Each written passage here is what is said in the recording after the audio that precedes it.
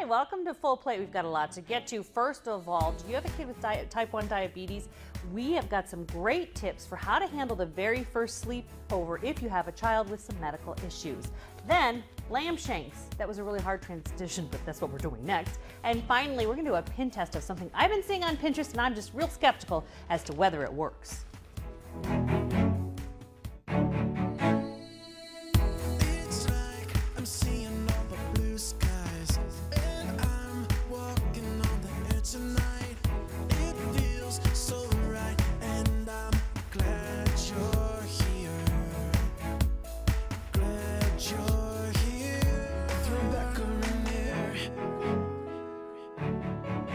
Welcome to Full Plate, and like the song says, I am so glad you're here. I'm Rebecca Rainier. The first segment today we want to talk about is something that parents have to deal with. It's scary enough to go on your first sleepover or send your child to their first sleepover, but imagine if your kid is dealing with any kind of health issue. Today we're going to talk about type 1 diabetes, and I've got a blogger here and a diabetes educator who want to tell you about some new tools and ways to make that very first slumber party and sleepover a little easier on mom and kids with diabetes. Take a look.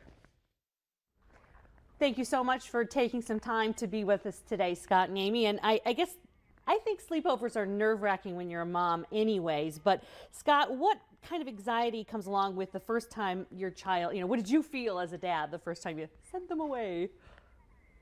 Well, sleepovers are crazy, right? Because it's a family that you may or may not know, but even if you feel like you know them, you don't know what happens behind closed doors. You don't know if they're going to react the way you want or, have the same feelings about things that you do. Maybe you'll say something's important and they'll think it's not. So it is nerve-wracking. It is, horror story. One time my kid came home from a sleepover. He was like 6 and told me he'd been riding ATVs. I freaked. Right? Would you not freak? Right. But that's your fear. You just don't know what's going to go on when they go away. So you've got some special concerns, though, when it comes to type 1 diabetes. When they have a dietary issue, how do you handle it? I handle it by preparing ahead of time, by speaking to the host families at length, explaining about type 1 diabetes technology, about insulin, how it works in her body, how carbohydrates affect her. I tell them about the plan we're going to use. My daughter and I have, we're in constant contact through text messages and cell phones, and I try to give them that information ahead of time so they can formulate their own questions about it, come back to me, and it becomes more of a dialogue rather than me telling them about something. When they can start becoming responsible for themselves. Amy, how do we do this? What's the communication like? How do you begin to teach your child their own responsibilities when it comes to managing this? Well, small steps. Again, it is a process. We know that it's going to take some time. You can't just hand over the reins to anybody. But again, I'm kind of excited to talk a little bit about the Lilly Diabetes and Disney collaboration, that they have some fantastic resources for families as well as children to learn a little bit more about type 1 diabetes and sleepovers in particular. So they have a line of books that are available through their healthcare professional who works with pediatric diabetes or their certified diabetes educator.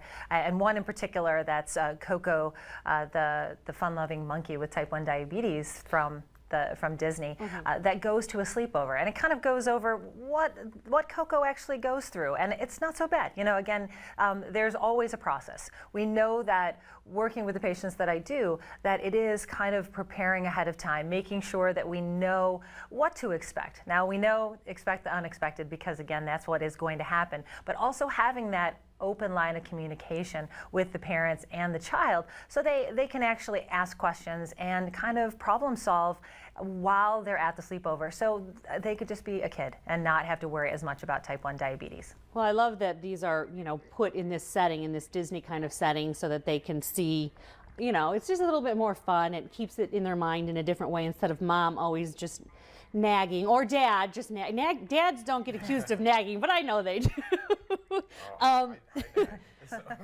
What was the first age, though? I mean, can you give us an age range when Scott, what was the age? That's the thing. The younger they are, the more, freaked out you are. Yeah, what we did when she showed her first interest in sleepovers at a young age, we started by having those sleepovers with her cousins at family houses. So then it felt like a little more controlled, and you felt a little better about the people having an understanding of what was going on. My daughter's aunt was a big help in that. And so that was 5 or 6 years old, and we did that for a couple of years like that until she branched out and started doing it with other families. Wonderful. Before I know you guys have to go, but where can we get the resources that you're talking about? Because we will link to it for our show here, but tell us again, where can we get these resources? How can we hook up with that? Sure. Spoonful.com/type 1 has the resources for type 1 diabetes in a variety of situations. But the books I was talking about, you can get them from a pediatric endocrinologist or a diabetes educator who works with kids. Perfect. So we'll link to both of those areas and definitely ask about them for your doctor if you've got this concern. Thank you, Amy. Thank you, Scott. I appreciate it, and great advice for that so nerve-wracking sleepover, trying to make it a little bit safer and more fun. Thanks so much, Rebecca. You're welcome to both of them. And again, we will link you to those 2 resources that they talked about to try to smooth the transition to that first sleepover. I don't know what you do when they all sleep over at your house. Go away. All right, when we come back, we have Lanham Shanks. Yeah, Shanks.